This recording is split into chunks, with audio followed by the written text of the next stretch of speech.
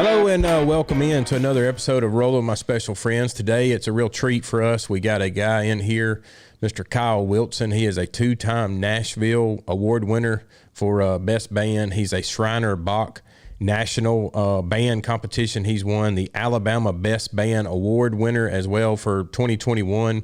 I mean, the awards just in these last 3 or 4 years seem to keep piling up. So we wanted to bring this guy in here and kind of really tell you about his special story and the things he's got going on. And let's just jump right into it. Mr. Kyle, how are you doing today?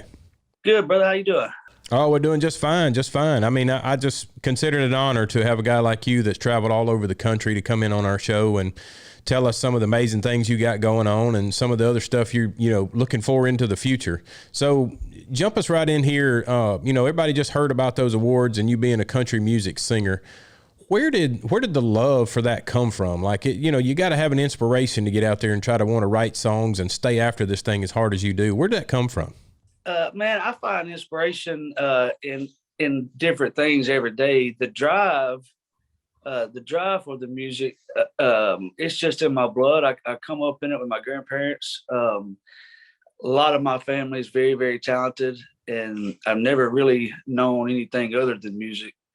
And the drive to be better, to write better songs, to grow a bigger fan base. That's kind of what keeps artists on the road, really, is getting better as you succeed, I guess you could say.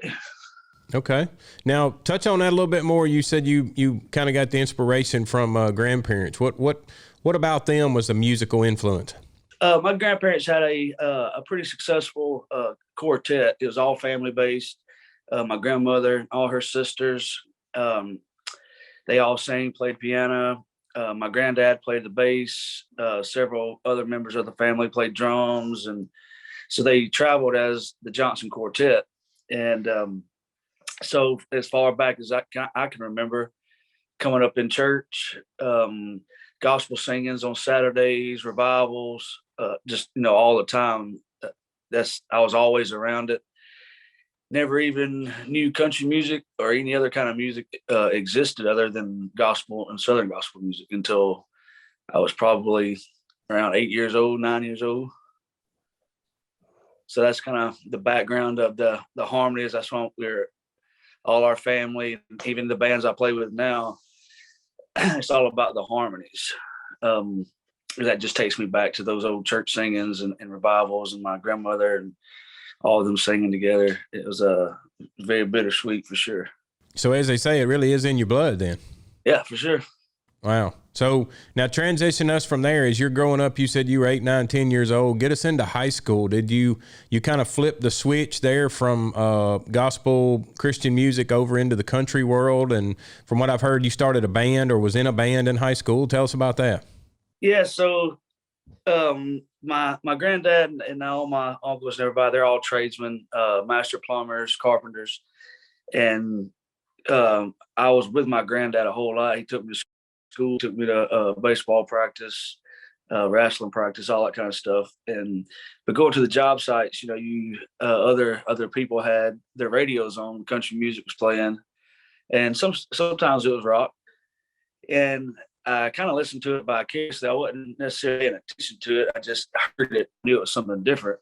And we're riding in the truck and doing this, and I'd hear some of these songs, but it never really struck me as to what it was. And moving ahead a little bit, you remember when the Columbia House used to send you CDs? Oh yeah, for like a penny.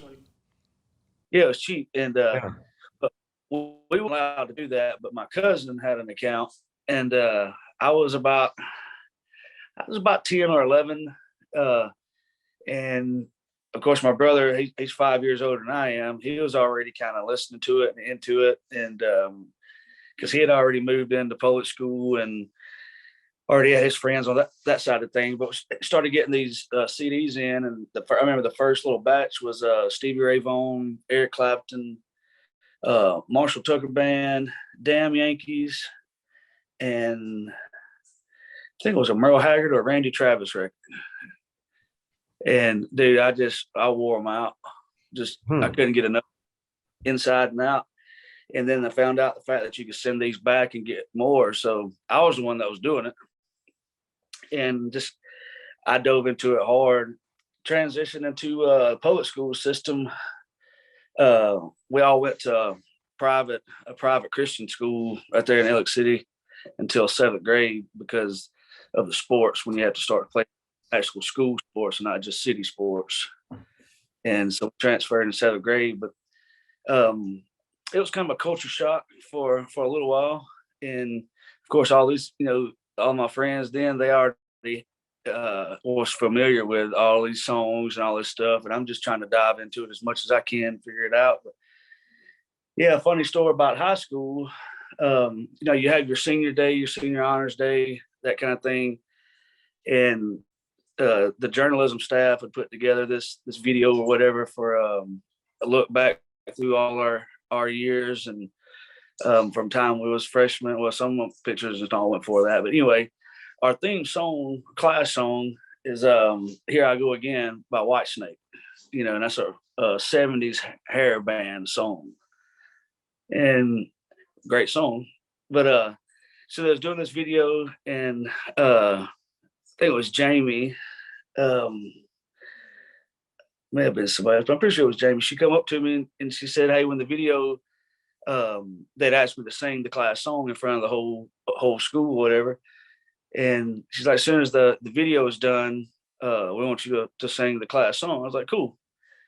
And the original video they had made had the song play at the very end, like the whole song. And somebody was supposed to had edited it and taken it off and me sing it live. And they didn't do it. So I'm standing up there in front of the whole class by myself and the song's playing on the video. And then when the video goes off, like they cut the stage lighting on and I'm just standing there embarrassed as hell because now I have to sing it again and the music starts for me to sing it. So doing it twice. And it's kind of like a deer in the headlights, like, is this really happening right now? And but it was a really cool moment because everybody kind of knew that it wasn't supposed to, have gone down like that. So all the seniors, everybody came up on stage and we all just sang it together. So it ended up being pretty cool. But at the very beginning, I was pretty nervous and embarrassed. Well, I can understand that. When things don't go just right, you kind of get caught in a moment of trying to figure it out. And seems like you adapted pretty well to that, though. I think it helped a lot for sure because in this business, pretty much every show is like that. Right. Nothing's planned. I mean, you have a schedule and you have an itinerary and stuff, but nothing ever really goes down quite as smooth and as scheduled as they really want it. But you just learn to adapt and get in there where you fit in and get it done. Well, and that's kind of what we enjoy, or definitely I've enjoyed following you over the years and want our audience to kind of know is how you're that type of person that adapt and keep moving along and growing what you're doing and out there doing a bunch of things that I want to, outside of the country world that I want, or the singing world that I want people to hear about with you as well. But now tell us another cool little story. You said that when you went to college, there was a postcard story. Tell us about that. Yes, our first day, I went to Central Alabama right there in Alex City. I didn't really care about going to college. I knew what my calling was. And if you look at a lot of musicians early, coming out of high school, and some even drop out of high school, which I would never do that.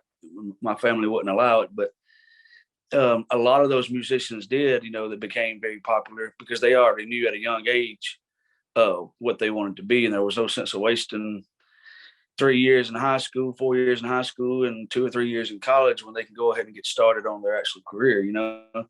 For me, I made a promise to my mom that I would graduate high school and I would go to college, get a degree for her sake.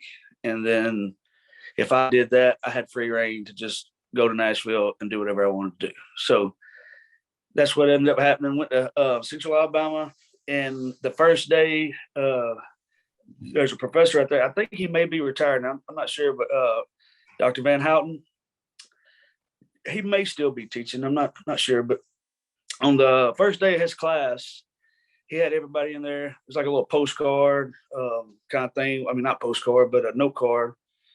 And he had everybody in there write what they want to be or what their dream is or whatever they want to become within the next like 5 to 10 years. And I've completely forgot all about it because he never said anything to us about it. And moving forward, probably about 12 years or so, 13 years, he came to one of my shows back home, and he came behind stage, and he said, "You remember me?" I was like, "Yeah, of course I remember." And he said, "You remember this postcard? This note card that you wrote on?" He said, "Well, I asked you what you wanted to be, and you wrote on there, I want to be a country singer." And he showed me the card.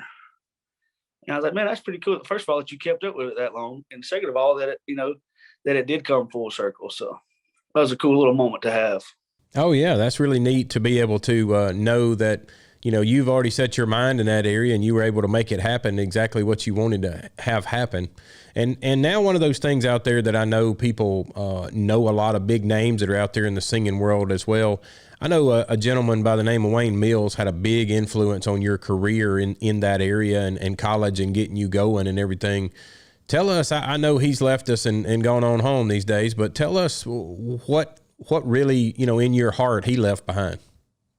Man, Wayne was a very unique, special person. Not just on the talent side of being a country singer and all, but it was his persona, his attitude, his love for people, his encouragement for people. It didn't matter really who you were, how good you were, or whatever. If Wayne was playing somewhere and you brought your kid in and said, "Hey, my kid's just now starting to play and sing. Do you mind getting them up or whatever?" Wayne would get anybody up anywhere at any time. Like he, openly, embraced new talent, trying to help people get on the right path who want to do it, just that kind of thing.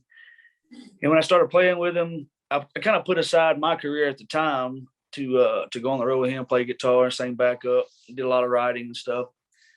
And but it was a good thing for me to do because I learned a lot, not only about music and all, but a lot about myself, a lot about other people, how to treat people on the road, just being a good role model to others, younger kids come up, because there's always people watching you. And it's not necessarily the ones you think are judging you, but there's kids out there that pay attention to you, and to be a kind of ambassador to them of, this is how it goes. This is how you should do it. You keep your head up, your nose clean, you treat people right. You do honest business, you work hard.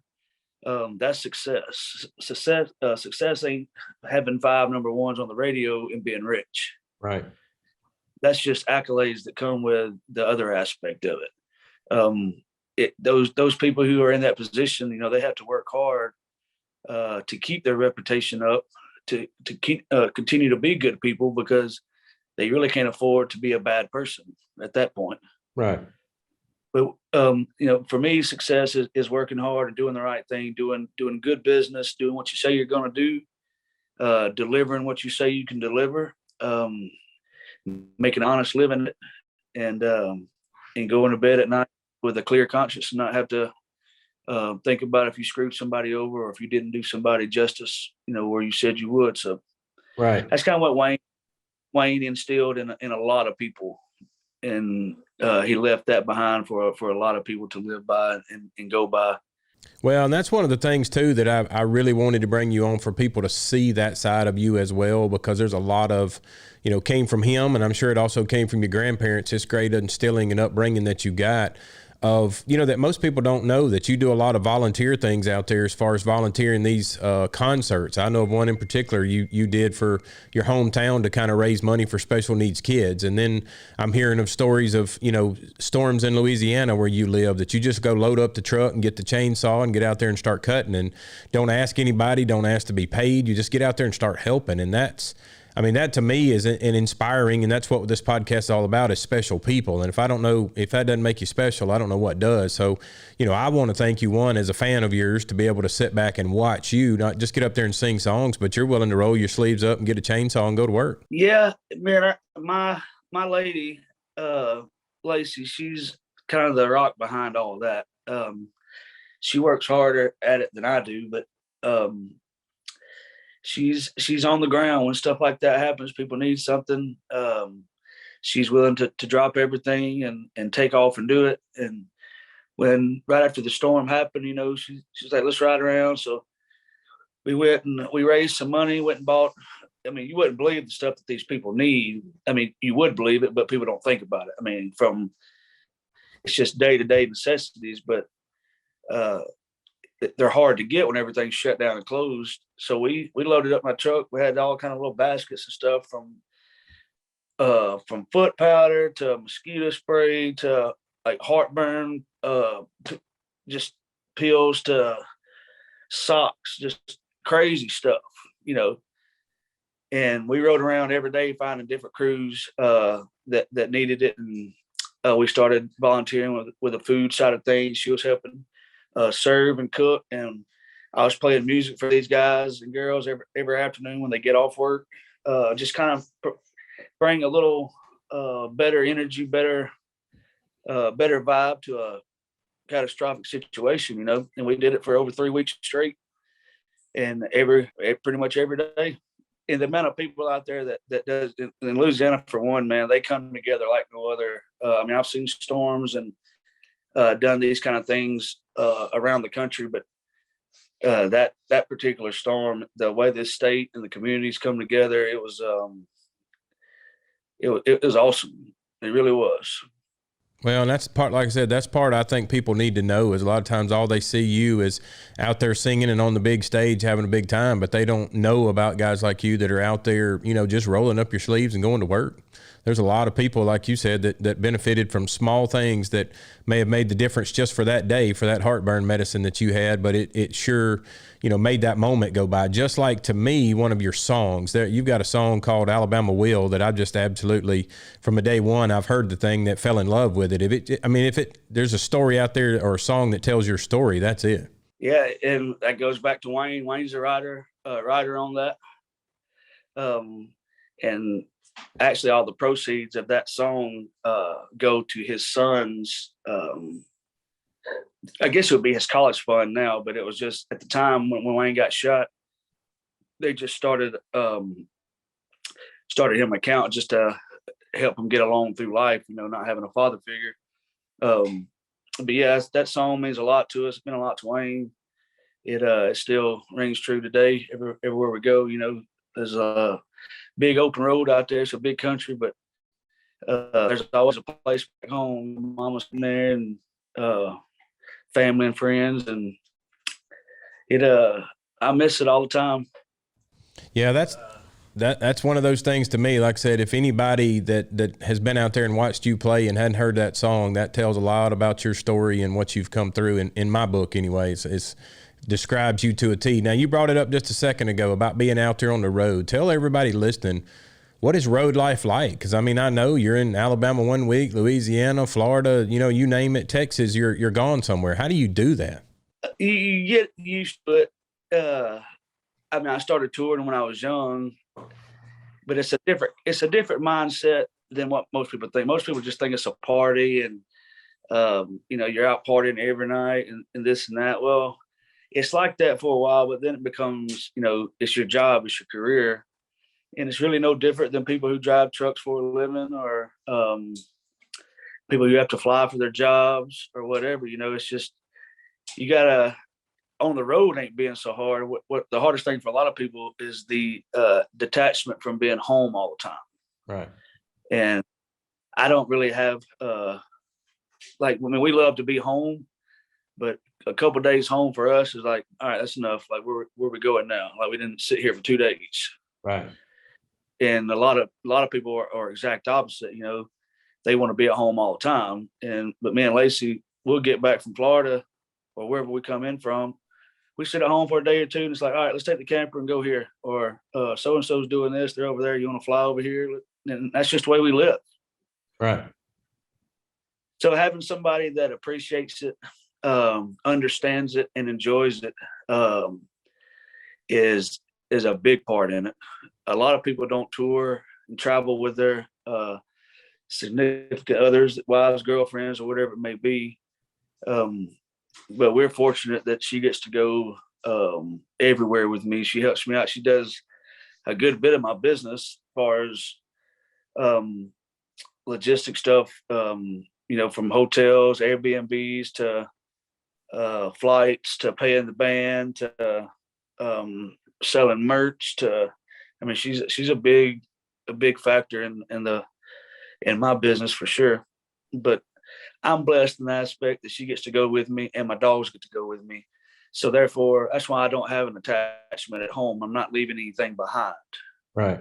Once I go on, thing I love is with me. So it ain't like I'm going to Texas 3 days. Like, man, I got to get back home to my wife and my dogs and all this. But no, I mean, everybody's out on the road with me. It's like, all right, well, let's leave Texas. Let's go to Grand Isle and fish for a couple of days. Right. You know, it's just whatever. Right. So we're extremely blessed in that aspect. Well, now, you brought that up. Let's swing people out of the singing aspect at the moment in time, and let's take us into some of Kyle's hobbies. I know fishing's one of them. Tell us about fishing. Through COVID, I mean, I've always loved to fish. I grew up creek fishing. Me and Brian Holman and a few other guys, that was our thing. Would get up, crack at dawn, and go find some little creek to wade up and down, catching these little red-eye bass, rock bass. And of course, growing up on Lake Martin, you're not going to beat the bass fishing there. And all the lakes around, Lake Gunnersville, Lake Eufaula, Lake Jordan, I mean, there's good fishing all around in there. Have always kind of made time for myself to do that. I mean, I love saltwater fishing, that kind of thing. But my passion is bass fishing, freshwater. I mean, there ain't nothing like it.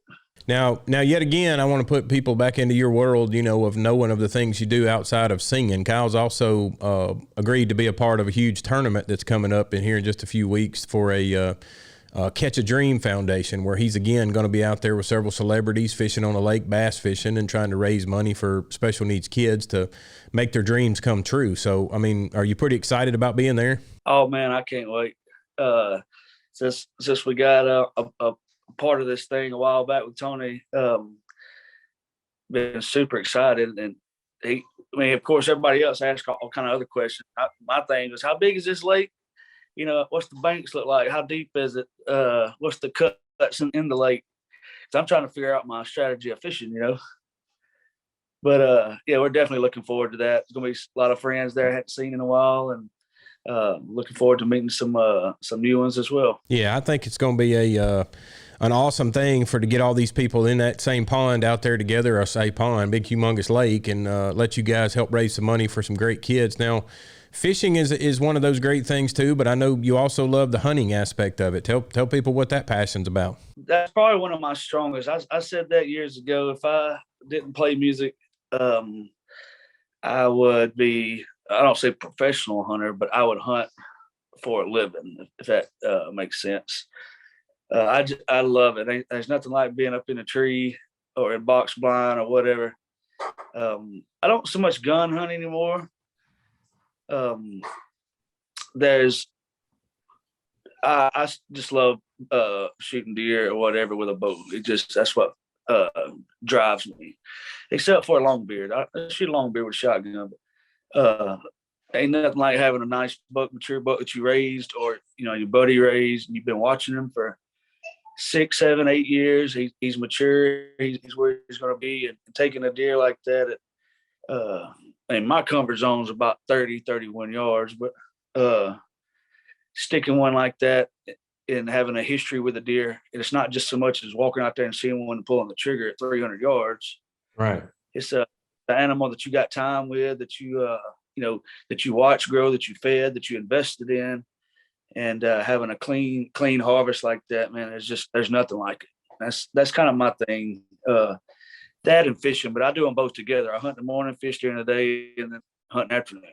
Wow. So that's kind of your release. And I know also you're a big West guy, like you love getting out and camping and going out and see the mountains and other things going on. So with that aspect of your life, away from the music, is that what gives you inspiration? Is that where you get out into God's creation and you go, you know what, I got a song in mind I need to write? Yeah, for sure. That's what I was saying. My inspiration changes daily. It comes from different avenues, different emotions, and that's stuff you deal with daily.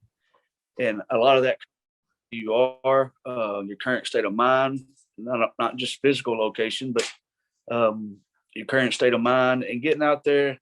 Montana is probably my favorite place in the world, and getting out there, of course, Wyoming too, getting out in the Badlands, and it's open country. It's free living. It's free range. It's not cluttered up by a bunch of buildings and condos and highways and people. And you can really get out there and release yourself and open your mind up. And for songwriters, for any artist, in that aspect, whether you a photographer or a painter or a writer, whatever it may be, getting out there and finding that that openness to really dial into your craft. That's why I love being out west. Well, and speaking about your craft, we got a lot of people that listen to our show that would love to get into doing what you're doing. I mean, maybe not getting on the road, but they'd love to just pick up a guitar and play it in the house for their friends or family. And how would you recommend, just like Wayne took you under a wing, if you were going to take these people listening under a wing, how would you recommend somebody getting started in music? Well, if you're looking to actually play, if you're just going to sing, that's one thing. But if you're coming into it to try to be a musician, just to play a little guitar or piano, whatever it may be, patience. And it's just like any other thing. You're not gonna master it in a day. You're not gonna master it in a week. But it's those small steps, those 30 minutes a day, 20 minutes a day practicing. You have to stick true to it, and that's the reward of all that time, is when you actually can sit down. And it might not be the best, but you can get through a song and play a song for somebody. Right. So it's tough.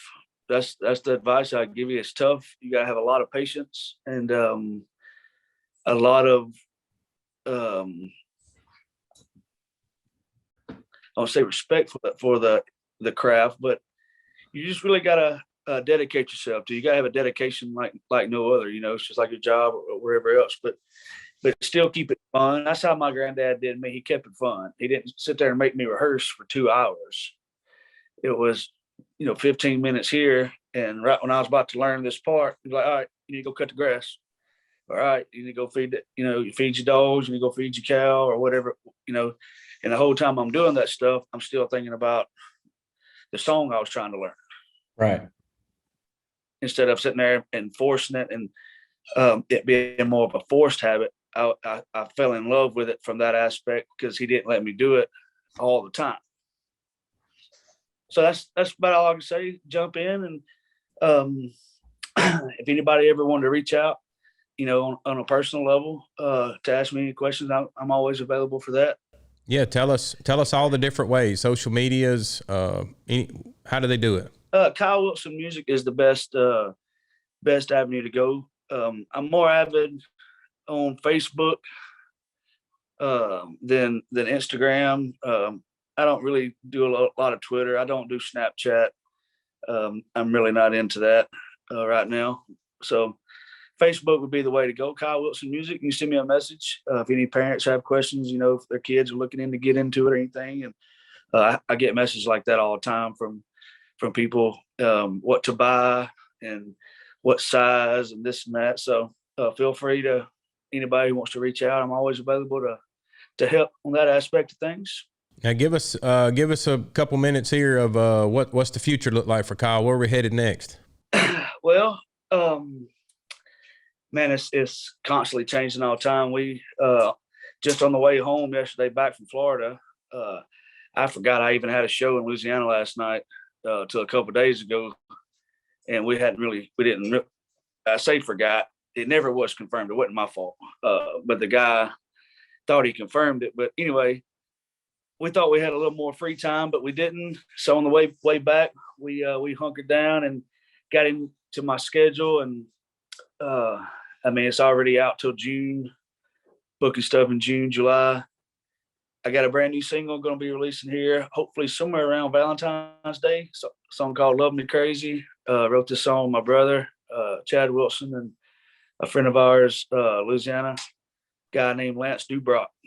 Mm-hmm. So hope to be getting this one out here pretty soon. It'll be on all the media platforms to download. And then they're going to be releasing two more singles after that. Not really sure of the timing just yet, but all probably going to follow in the same kind of time frame, probably about a month apart from each other. Okay. And that'll get us to the spring, early summer. And my goal is I want to release about half of my catalog. I want to go into the studio, basically just me and my guitar. And there's about 30 to 35 songs I want to record, just me and my guitar, not the big production, not the whole thing, and just put that out online. And that's more just the songwriting aspect. Okay. I want people to hear some of these songs, not for the guitar parts and not for the harmonies and all the major production. I want them to hear the song just like I wrote it. That's really cool too, to get that, that home feel, I call it, of you just sitting out on the porch playing music. Don't have a big band with it. You really get your heart and soul coming out in that voice. And to, kind of wrap this thing up into, people's really kind of got to listen to your story from all pieces and aspects and everything. And our signature series question that we love to absolutely figure out on everybody's podcast right here at the end is, if it was all done for you tomorrow and God called you home, if we were all sitting around reading the book of the life of Kyle Wilson, what would you hope that people read in that book? I didn't really do anything. I always took the time for people. I think time is the most important thing you have, and making time for somebody, no matter what it's for. That I always made time for people. I always remembered people, and whatever memory we made together, whether it was 1 or 1,000, that it was a good one. Wow. Well, I don't know. That's a pretty cool sounding book to me. I hope I don't get to read it for about another 100 years, but that's definitely a great book. Well, I thank you very much for taking the time out of your busy schedule to come on here and talk to us and really inspire people that, there is guys out there in the music industry that's traveling around and got a big name, but they're also the guy you don't get to hear about is the Kyle Wilson that rolls his sleeves up and gets out there and helps people and volunteers and does things behind the scenes that's in his heart to help others. And again, that's why we think you're one of the truly special people in this world, and that's why I love to call this Rolling My Special Friends, because you're truly one of my special friends. So I appreciate you coming on the show today. Well, I appreciate you having me, brother. It's good to see you, and I'm super proud of you and your book and everything y'all got going on, everybody over there at Off, and y'all just hold it down over there in Alabama, and look forward to seeing you soon, Brother Jim. All right. Well, we thank you very much for coming on, and all you guys out there listening, watching YouTube, like and subscribe our videos, and also drop us a comment. If you've got a friend in your area that has got a special story, let us know. We'd love to get them on and talk to them. We might even get Kyle to come by and sing them a song one day. That's right. All right. Well, you guys be safe out there and tune in to the next episode.